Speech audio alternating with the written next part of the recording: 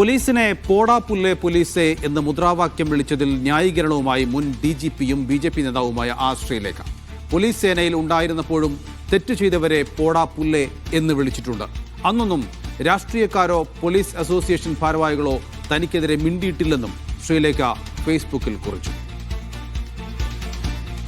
വിജിൻ വായാന്തോടാണ് വിവരങ്ങൾ നൽകാനുള്ളത്. വിജിൻ, ശ്രീലേഖയുടെ മുദ്രാവാക്യം വിളിയെ വിമർശിച്ചുകൊണ്ട് ജേക്കബ് പുന്നൂസ് അടക്കമുള്ളവർ രംഗത്ത് വന്നിരുന്നു. പോലീസിലിരുന്ന ഒരാൾ, പോലീസിൽ ഉന്നത പദവിയിലിരുന്ന ഒരാൾ അവിടെ നിന്ന് ഇറങ്ങി രാഷ്ട്രീയത്തിൽ പ്രവർത്തിക്കുമ്പോൾ പോലീസിനെ ഇങ്ങനെ വിളിക്കുന്നത് മോശമാണ് എന്നുള്ള അഭിപ്രായമാണ് ഉയർന്നത്. എങ്ങനെയാണ് ശ്രീലേഖ ആ മുദ്രാവാക്യത്തെ ന്യായീകരിക്കുന്നത്?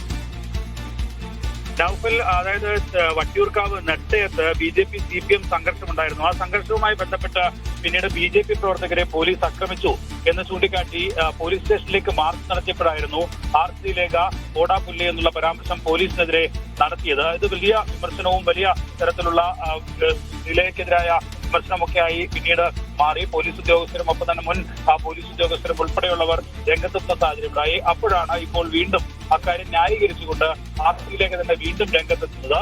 പോലീസ് സേനയിൽ ഉണ്ടായിരുന്ന ഘട്ടത്തിൽ അഴിമതിക്കാരെയും ഒപ്പം തന്നെ ഏതെങ്കിലും തരത്തിൽ പിടിപ്പേട് കാണിക്കുന്ന ഉദ്യോഗസ്ഥരെയും ഒക്കെ താൻ പോടാ പുല്ലേ എന്ന് നേരിട്ട് വിളിച്ചിട്ടുണ്ട്. പിന്നെയല്ലേ ഇപ്പോൾ റിട്ടയർ ആയതിനു ശേഷം ഉള്ള ഈ പരാമർശത്തിൽ ഖേദിക്കേണ്ടത് എന്നുള്ളതാണ് ഈ ഫേസ്ബുക്ക് പോസ്റ്റിൽ പറയുന്നത്. ഒപ്പം തന്നെ അന്ന് ഇത്തരത്തിൽ പോടാ പുല്ലേ എന്ന് വിളിക്കുകയും തെറ്റായ നടപടി സ്വീകരിക്കുന്ന ആളുകളെ പോലീസ് സേനയിൽ നിന്ന് പുറത്താക്കുകയും ഒക്കെ ചെയ്തപ്പോൾ പോലും രാഷ്ട്രീയക്കാരോ പോലീസ് അസോസിയേഷൻ ഭാരവാഹികളോ തനിക്കെതിരെ ഒരക്ഷരം പോലും മിണ്ടിയിട്ടില്ല.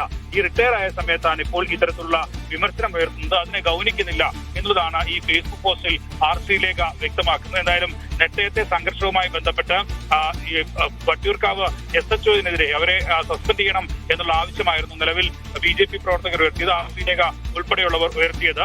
അദ്ദേഹം ഇപ്പോൾ 2 ദിവസത്തേക്ക് അവധിയിൽ പ്രവേശിച്ചിരിക്കുകയാണ്. അത് ഈ ശ്രീലേഖയുടെ ആവശ്യത്തിന്റെ അടിസ്ഥാനത്തിലാണ് എന്നുള്ള വാദവും അവർ ഫേസ്ബുക്ക് പോസ്റ്റിൽ ഉയർത്തുന്നുണ്ട്. അദ്ദേഹത്തെ അവധിയിൽ പ്രവേശിപ്പിക്കാൻ ആവശ്യപ്പെട്ടതിന് നന്ദി DGP പറഞ്ഞുകൊണ്ടാണ് ഫേസ്ബുക്ക് പോസ്റ്റ് അവസാനിപ്പിക്കുന്നത്. നൗഫൽ, പോടാ പുല്ലേ പോലീസ് എന്ന് മുദ്രാവാക്യം വിളിച്ചതിനെ ന്യായീകരിക്കുകയാണ് മുൻ DGP ശ്രീലേഖ.